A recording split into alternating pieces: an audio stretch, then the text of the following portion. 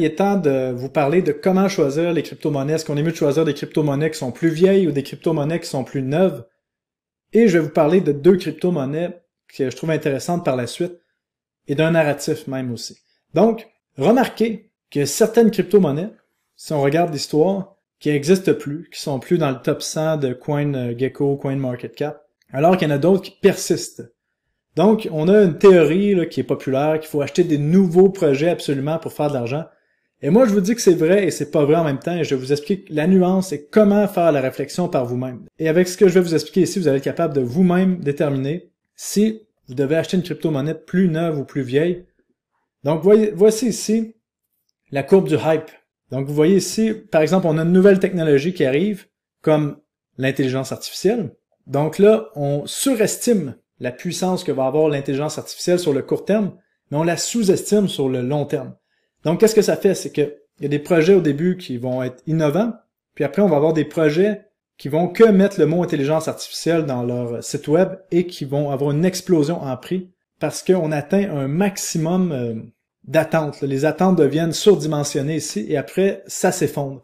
Donc, c'est ça, les nouveaux projets en crypto, c'est que lorsqu'on a un nouveau narratif, une nouvelle catégorie de crypto-monnaies, on n'a pas besoin d'avoir des crypto-monnaies qui sont vraiment utilisées, qu'on atteint le plateau de productivité ici, où est-ce que vraiment ça génère des revenus et c'est une vraie business. On n'a que besoin d'avoir des attentes. C'est pour ça qu'on voit les nouvelles crypto-monnaies qui peuvent monter même s'ils n'ont aucun produit, aucun utilisateur.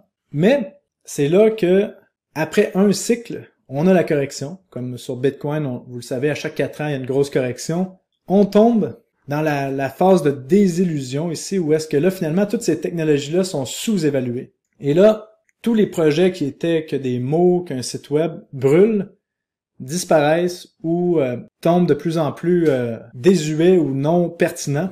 Donc, si on fait par exemple avec les Layer 1, les plateformes de contrats intelligents, les seules crypto-monnaies vraiment qui sont utilisées, qui ont atteint le plateau de productivité, là.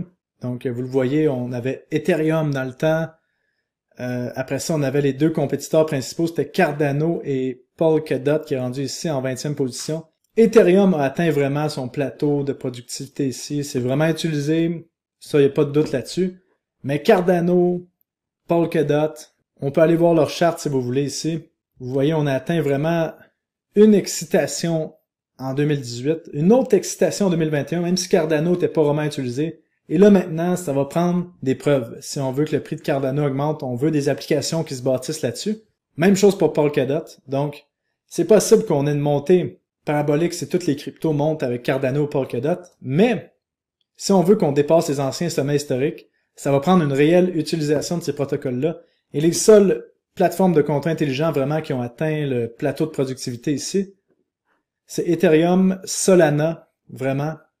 On a Near aussi, et Avalanche. Et Toncoin, même si c'est à son premier cycle, il y a beaucoup d'utilisateurs. Donc ça, c'est intéressant de le voir aussi. Et les autres plateformes de Layer 1, de plateformes de contrats intelligents, si on regarde ça, il n'y en a pas beaucoup.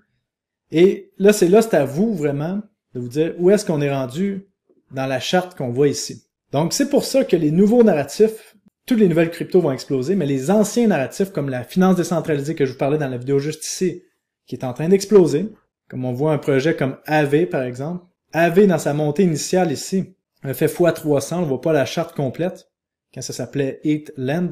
Et là depuis, ça fait 2 ans qu'on consolide, comme que je vous le montre sur ma charte ici, et là on est sur le point de sortir. Pourquoi est-ce que je pense que les grosses crypto-monnaies en finance décentralisée vont exploser? C'est parce qu'il y en a certaines qui ont atteint le plateau de productivité ici. Et il va y avoir des gains à faire dans la finance décentralisée. Et les autres gains à faire dans le pic de ici, je pense que tout ce qui est intelligence artificielle, on est là-dedans.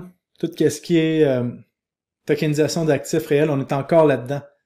Dans tout ce qui est surévalué du premier cycle.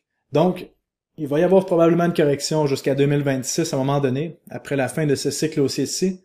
Et les meilleurs projets vont ressortir.